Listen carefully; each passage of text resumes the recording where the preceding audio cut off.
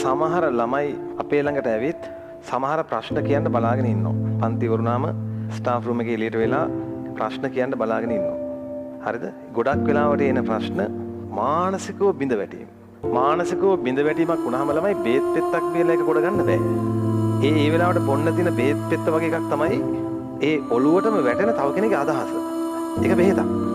ඒක ඇත්තටම කොච්චර කිව්වත් මෙහෙම දැනෙන්නේ නැහැ. දැනෙන්න Tamanට ප්‍රශ්නයක් එන්න ඕන. Tamanට හොද්ද මානසික පීඩාවක් ආපු වෙලාවක හිතෙනවා අනේ මට කණ්ඩ ඕනෙත් නෑ, බොන්න ඕනෙත් නෑ, සල්ලි ඕනෙත් නෑ, මොකොත් ඕනේ නෑ, මට හිත හදන්න කෙනෙක් හිටියා නම් කියලා හිතෙනවා. පුදුම දෙයක් ඒක. හරිද? ඒ කියන්නේ ඒකට ඕන වචනයක්. ඒ වෙලාවට ඒ වචනේ ඕන කාගෙන් දන්නවද? Tamanට විශ්වාස කරන්න පුළුවන් කෙනෙක්ගේ වචනේ ඕනයි. දැන් අපි කාවද විශ්වාස කරන්නේ?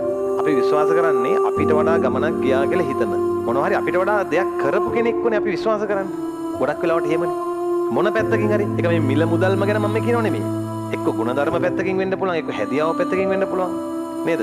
අපිට වඩා යමක් කළා කියලා හිතන කෙනෙක්ගේ වචන අපි විශ්වාස කරනවා. ඒකනේ අපි ආගමික ශාස්ත්‍රවරු වදාළ දේවල් කියපු දේවල් විශ්වාස කරන්නේ. ඒ වගේ අපි ළඟට එන ළමයා ඇයි අපි ළඟට එන්නේ? වෙන ගුරුවරයෙක් ළඟට නෑ සමහර විට.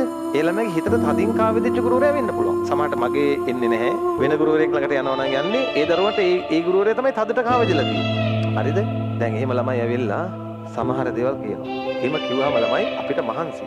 දැන් මට හොඳට මහන්සි. පන්තියක් දෙකක් දවසකට පන්ති දෙකක් විතර කරපුවාම හවසේ මහන්සිය දන්නේ කරපු ගුරුවරයාම තමයි. ඒත් අවසරයක් දෙනවා. කරන්නම දෙයක් නැත්නම් කාර්යබහුල නම් ඊළඟ සතියේ එන්න කියනවා. නමුත් පුළුවන් තරම් බලන අවසරයක් දෙන්න. එන්න කතා කරනවා.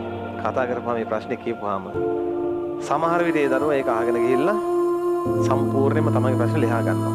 එහෙම ළමයි මට හම්බෙලා තියෙනවා. ඔයාලා දන්නවද? ඒ ප්‍රශ්නේ විතරක් නෙමෙයි.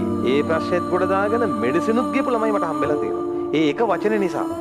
ඒ වගේ ඕන තරම් ජීවිත කතා අපිට හම්බෙනවා. මම වලට එකක් කියන්න.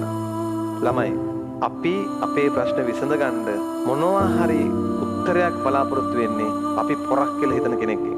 අපි අපේ හිතින් තැන දීලා ඉන්න කෙනෙක්ගෙන් තමයි අපි ගිහිල්ලා දෙයක් අහන්නේ. ඒ උදව්වක් හොයාගෙන එම තමන් පොරක් කියලා හිතන් ඉන්න කෙනෙක් ළඟට ගිහිල්ලා සමහර විට ඒ වචනයක් අහනව නේද ළමයි?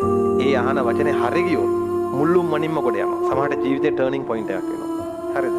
හැබැයි තමන් පොරක් කියලා හිතන මිනිහාගේ අතින් වැරදි වචනයක් පිට වුණොත්, තමන්ව ඩිමෝටිවේට් වෙන වචනයක් පිට වුණොත්, ගලවගෙන වැටෙනවා ළමයි වැටිලා ආයි නැගිට ගන්න බැරි වෙනවා. ඒ නිසා ළමයි දවසක පොරවල් වෙච්ච දවසට දවසක තමන්ගේ ජීවිතවල ජය කණු වලට ගියපු සාර්ථක මිනිහෙක් වුණාට පස්සේ ඒ දවස්වලදී පරිස්සමින් වචන පාවිච්චි කරන්න. දියුණු වෙච්ච මිනිහා හරිම පරිස්සමින් වචන හසුරවන්න ඕන. ඔයාලගේ වචන වලින් ජීවිතේ අල්ලගෙන ගැට ගහගෙන නැගිට ගන්න මිනිස්සු බලාගෙන ඉන්නවා. ඒ නිසා දියුණු වෙන්න වචන වලින් තව කෙනෙක් දියුණු කරන්න.